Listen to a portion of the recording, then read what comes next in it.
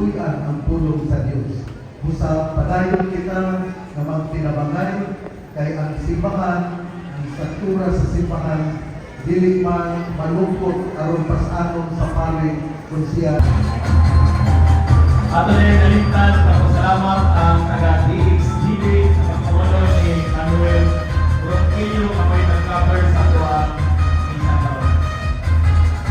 Ang ato po mga seminarista sa St. John Paul College Seminary, naabot sila.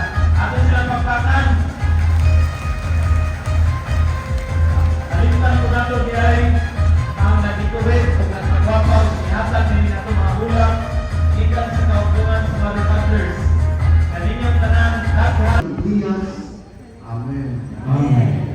Kamo na pinaagi sa pamilya ni Senyor Santo Niño naluwas sa mga kadautan karon natuluan sa iyang mapausanon nga kinabuhi pagkaambit unta sa tunay nga kalipay sa langit. Amen.